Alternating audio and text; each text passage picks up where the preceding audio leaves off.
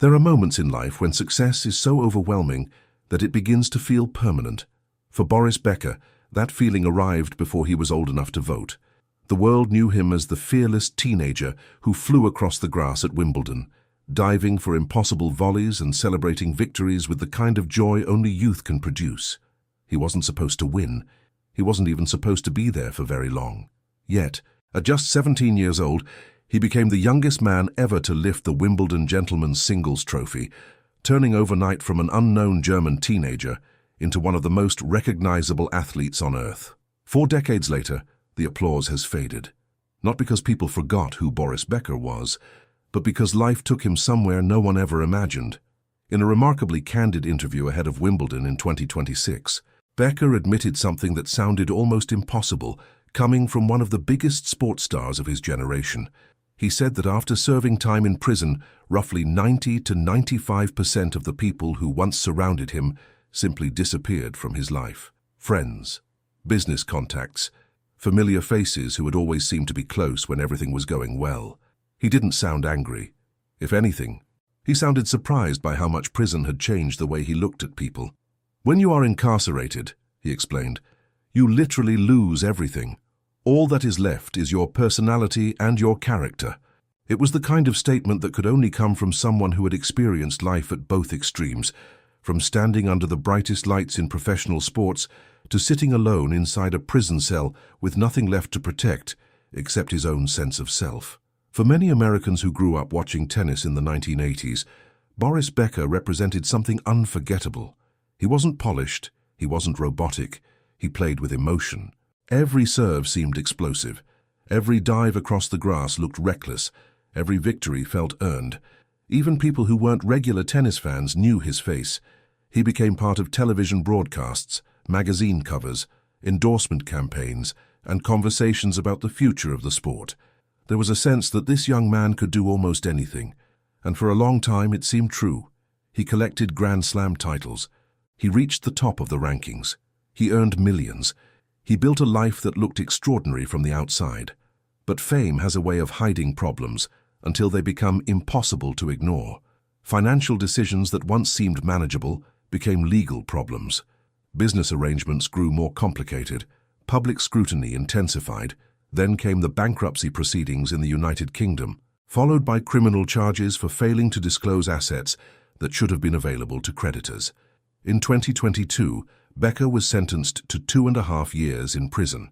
He ultimately served 8 months before being released under an early release program and returned to Germany. Those facts are well known. What many people never heard was what happened after the prison gates closed behind him. Becker has since described hearing screams echoing through the prison at night, lying awake wondering what was happening just beyond the walls of his cell. He has spoken openly about fear, loneliness, shame, and the realization that status means nothing once your freedom is gone. Those experiences forced him to confront a question no championship trophy could answer. Who was Boris Becker without the applause? Today, at 58, he is rebuilding his life in ways that have little to do with tennis.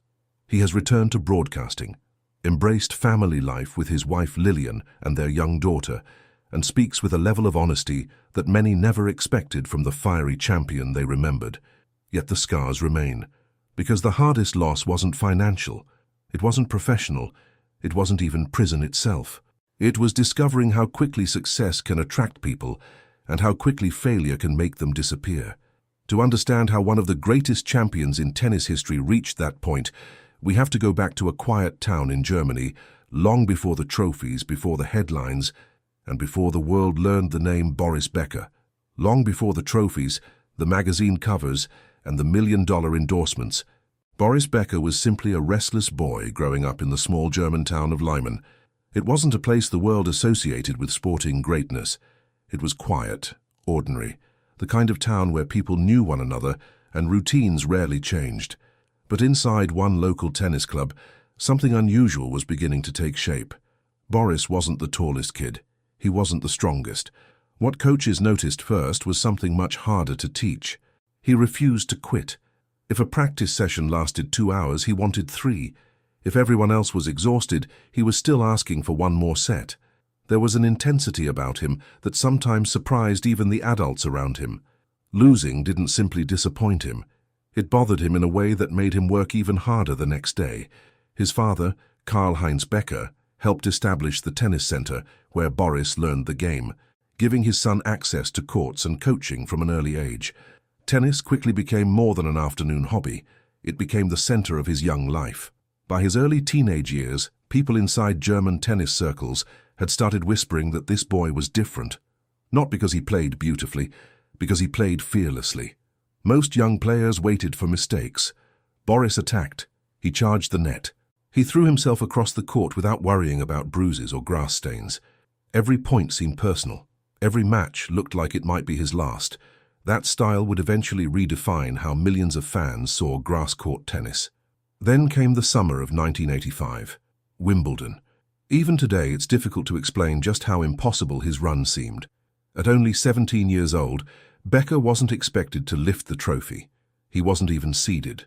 The tournament was filled with experienced professionals who had spent years trying to conquer the most prestigious championship in tennis.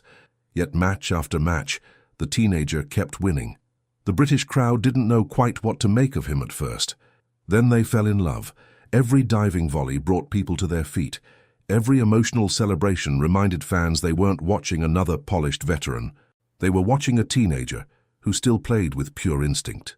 On July 7, 1985, Boris Becker defeated Kevin Curran in 4 sets to become the youngest men's singles champion in Wimbledon history, a record that still stands today. Almost overnight, his life changed forever. The next morning, newspapers across Europe featured his face on their front pages. Television stations replayed his dives over and over again. Children picked up tennis rackets hoping to imitate him. Sponsors lined up. Interview requests flooded in. The world had found its newest sports superstar. Looking back now, it's easy to celebrate that victory as the beginning of a fairy tale. But fairy tales rarely prepare anyone for real life. Boris had gone from being an anonymous teenager to one of the most famous athletes on the planet in just a matter of weeks. Imagine carrying that kind of attention before your 18th birthday. Every smile photographed, every mistake discussed, every relationship becoming public. Success arrived so quickly that there was almost no time to grow into it. Years later, Becker would admit that fame came with temptations he simply wasn't mature enough to understand. People constantly wanted something from him: his time, his influence, his name, his money. At 17, it is almost impossible to tell the difference between genuine friendship and people attracted to your success. Still, on the court, none of those pressures seemed visible. He continued winning major titles. He climbed to the top of the rankings. His explosive serve, fearless net play, and relentless competitiveness made him one of the defining players of the late 1980s. Rivalries with legends like Ivan Lendl and Stefan Edberg became must-watch television, while millions of Americans discovered that tennis could be every bit as dramatic as any championship boxing match. From the outside, Boris Becker appeared to be living the perfect dream. Young, rich, famous, loved around the world. But behind the photographs, another story was slowly beginning. One that had nothing to do with forehands or championships, and everything to do with the price of becoming a global icon before you had truly learned who you were. Success can change a person's life in countless ways. Sometimes it brings opportunity, sometimes it brings freedom, and sometimes, almost without warning, it begins to build a world that no longer feels real. For Boris Becker, the transition happened so gradually that he probably didn't notice it while he was living it. One Wimbledon title turned into another. Television appearances became routine. Corporate sponsors wanted his face on everything from sports equipment to luxury watches. His calendar filled months in advance, and every tournament seemed to attract even more attention than the last. To millions of fans, Becker looked like the perfect example of a dream fulfilled. He was still young, still winning, still smiling for the cameras. But life away from the tennis court was becoming far more complicated. Unlike a tennis match where every point has clear rules and a scoreboard that never lies, fame creates problems that don't announce themselves until they've already grown. Money arrived faster than experience. Business opportunities appeared from every direction. Financial advisors, investment proposals, endorsement deals, property purchases, and new partnerships became part of everyday life. Like many elite athletes of his generation, Becker was expected to perform not only as a champion on the court, but also as a businessman off it. Those are two very different skills. During the late 1980s and throughout the 1990s, Boris remained one of the biggest names in international tennis. His rivalries with Ivan Lendl, Stefan Edberg, Andre Agassi and later Pete Sampras helped define one of the sport's greatest eras. Every major tournament seemed to feature familiar faces battling for history, and Becker almost always found himself in the middle of those moments. The victories continued: 6 Grand Slam singles titles, Olympic success representing Germany, the world #1 ranking, a reputation as one of the fiercest competitors the sport had ever seen. Yet even during those years, another side of his life was increasingly making headlines. Newspapers were no longer writing only about forehands and championships. They wrote about relationships, expensive homes, tax disputes, public appearances, rumors, celebrity parties. The private life of Boris Becker was slowly becoming public entertainment. For someone who had entered adulthood under constant media attention, privacy became almost impossible. Every personal decision seemed to belong to everyone else. His marriage to Barbara Feltis attracted enormous public attention, and later, so did their separation. Family matters that should have remained deeply personal often became front-page news across Europe. That level of exposure carries a cost that is difficult to measure, especially for someone who had never experienced an ordinary adult life outside the spotlight. As his playing career began winding down, Becker faced a challenge shared by many legendary athletes. Who are you after the cheering stops? Retirement is difficult for almost every professional athlete. For someone who had been famous since 17, it could be even harder. He moved into television commentary. He coached Novak Djokovic during one of the most successful periods of Djokovic's remarkable career. He explored business ventures. He appeared at major sporting events around the world. From the outside, it looked as though Boris Becker had successfully reinvented himself. But appearances can be misleading. Behind the scenes, financial pressures continued to grow. Years of expensive commitments, complex business arrangements, and mounting debt slowly pushed him toward a situation that would eventually dominate headlines around the world.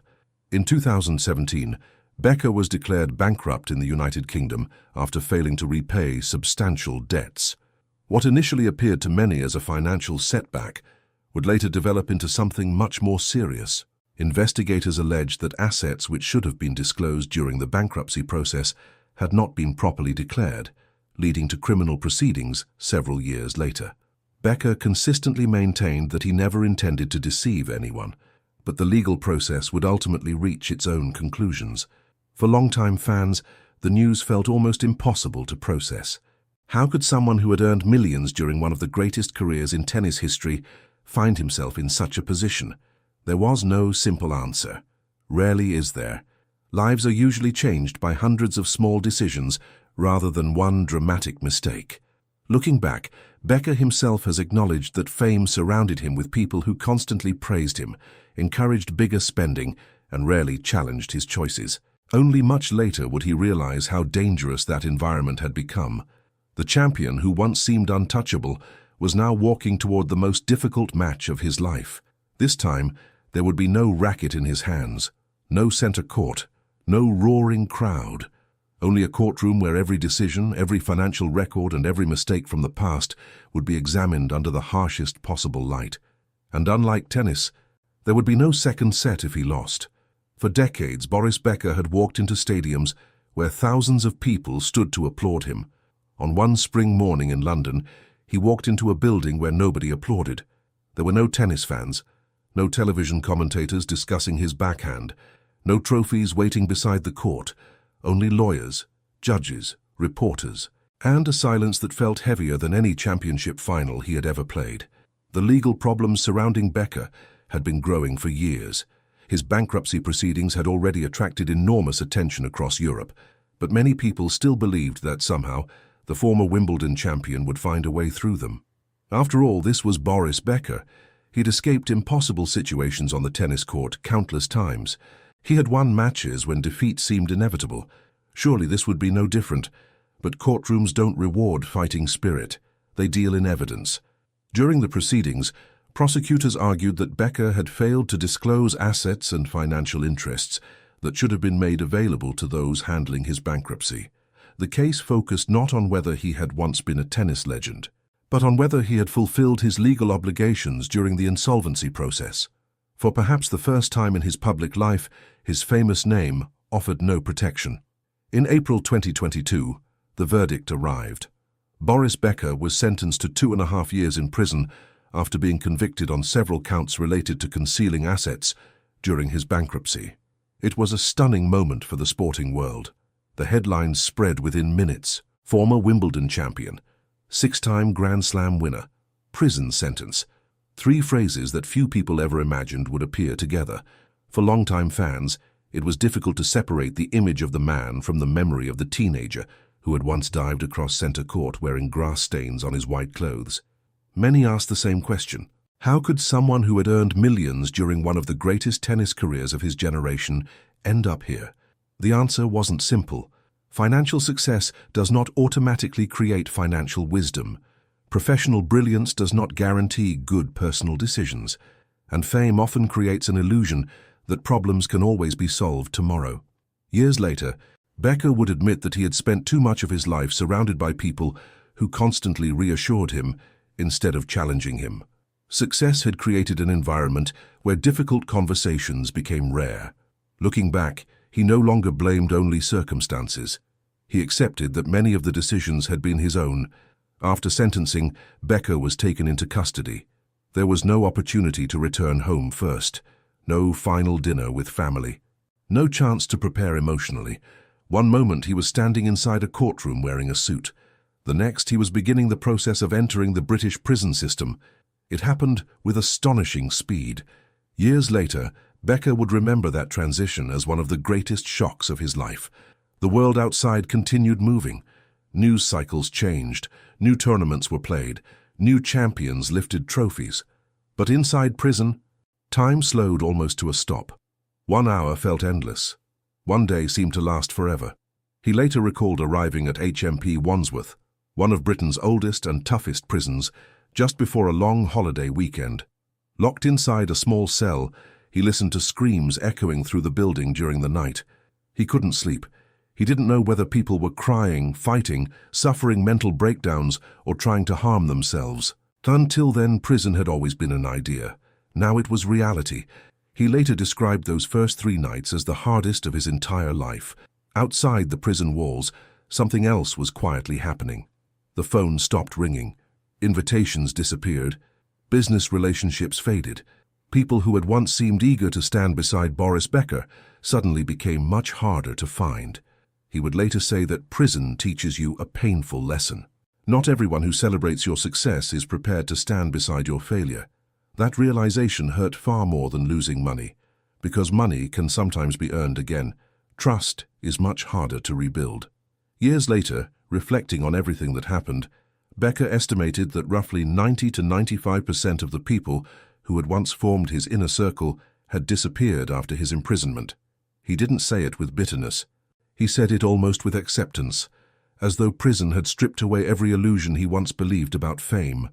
But what happened behind those prison walls would change him in ways that even the courtroom never could. Because inside that cell, Boris Becker was no longer trying to save his reputation.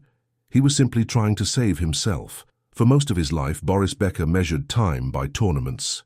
The Australian Open, Roland Garros, Wimbledon, the US Open. There was always another match waiting, another flight, another trophy to chase. Inside prison, none of that existed anymore.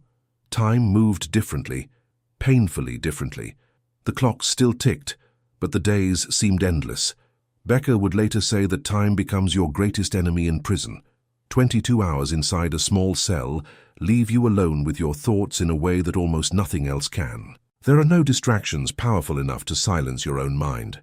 The first prison he entered was HMP Wandsworth, one of Britain's oldest and most overcrowded prisons. It stood only a few miles from Centre Court at Wimbledon. The contrast was almost impossible to ignore. Just beyond those walls stood the place where he had become a sporting legend at 17.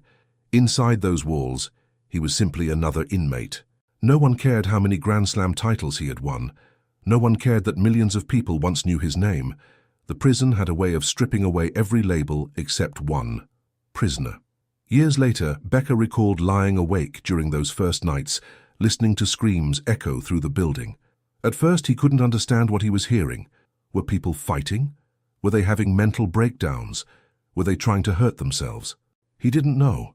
What frightened him most was realizing that everything he had seen in movies about prison suddenly felt real. "You can't sleep because all of it is true," he later said. "People do kill themselves. People do harm themselves. People do go crazy." He described those first 3 nights as the hardest of his entire life. For someone who had spent decades surrounded by luxury hotels, private cars, television studios, and packed stadiums, the adjustment was brutal. Simple routines became challenges. Privacy disappeared. Freedom disappeared. Even making a cup of coffee became something he had to learn. Later, Becker smiled while remembering that before prison, he had relied on expensive coffee machines without ever thinking about the process. Inside, a kettle became one of the few possessions that mattered. It sounds insignificant, but prison has a strange way of reminding people how many ordinary skills they once took for granted. Yet something unexpected also happened. Instead of becoming harder, Becker slowly became more reflective. He stopped asking why this had happened to him. He started asking what he could learn from it. One prison officer encouraged him to study Stoic philosophy, introducing him to ideas about discipline, responsibility, and accepting what cannot be changed. Becker embraced those lessons with surprising enthusiasm. Eventually, he even began discussing Stoicism with other inmates, hoping that sharing his own mistakes might help someone else avoid repeating them. There were moments of kindness he never expected. One of the most emotional came on his 55th birthday. 3 fellow inmates somehow managed to bake him small cakes, using nothing more than prison kettles and whatever ingredients they could find. A lemon cake, a chocolate cake, a carrot cake. Becker later admitted he still had no idea how they managed it. What mattered wasn't the baking, it was the gesture. For a man who had celebrated birthdays surrounded by celebrities, luxury restaurants, and photographers, those homemade prison cakes became one of the most meaningful birthday gifts he had ever received. Another unforgettable moment arrived during Wimbledon in 2022. From inside prison, Becker watched Novak Djokovic continue his title run on a small television. Many of the inmates knew Becker had once coached Djokovic. As the tournament progressed, they began following the matches with him. When Djokovic finally won the championship, prisoners along the wing started banging on doors and walls in celebration. Becker stood in his cell, raised his arms just as he had done after victories years earlier, and cried. Not because he wished he were back on center court, but because, for a few minutes, prison disappeared. Friendship had reached him through a television screen. Djokovic had also made sure Becker's partner and eldest son were included in his Wimbledon box during the tournament, a gesture Becker later described as something he would never forget. Looking back today, Becker insists prison was exactly what it was supposed to be: a punishment, not a retreat, not an inconvenience, a punishment. He rejects anyone who tries to romanticize the experience. "Whoever says prison is easy is lying," he said. "It's a real punishment." But he also believes those 231 days forced him to confront himself honestly for the first time in many years. They taught him that real rehabilitation begins only when excuses end and accountability begins. When the prison gates finally opened, Boris Becker walked out with his freedom restored. But he was about to discover that rebuilding a life on the outside could be even more difficult than surviving life on the inside. Freedom has a strange way of changing people. Some leave prison determined to erase that chapter of their lives as quickly as possible. Others spend the rest of their lives trapped by it. Boris Becker chose a different path. He decided to talk about it, not immediately. At first, he needed time. Time to reconnect with his family. Time to understand the life waiting for him outside prison walls. Time to accept that the man who walked out of Huntercombe Prison in December 2022 could never be exactly the same person who had walked in 8 months earlier. His return wasn't dramatic. There were no grand press conferences, no carefully staged comeback. Instead, it happened one step at a time. He returned to television as a tennis commentator. He accepted invitations to speak about the sport he still loved. People who had watched him for decades noticed something different almost immediately. The confidence was still there, the humor was still there, but the urgency had disappeared. There was a calmness that hadn't existed during his playing days, as though surviving prison had finally taught him that life could no longer be measured by victories and defeats alone. He often says today that prison stripped everything away except his character. When fame disappeared, when money disappeared, when freedom disappeared, only one question remained: who are you now? That question became the foundation of his new life. Home also began to mean something different. Today, Becker lives in Milan with his wife, Lilian de Carvalho Montero, and their young daughter, Zoe. After decades of airports, hotel suites, media obligations, and constant attention, he is described enjoying ordinary routines that once seemed insignificant. Walking through the city, sharing breakfast with his family, taking his daughter outside. The kind of quiet moments that never make newspaper headlines, but often become the most meaningful chapters of a person's life. There is another change that many people overlook. For years, Boris Becker fought to protect his image. Today, he seems far more interested in protecting his peace. During his recent interview before Wimbledon, he admitted something remarkably honest.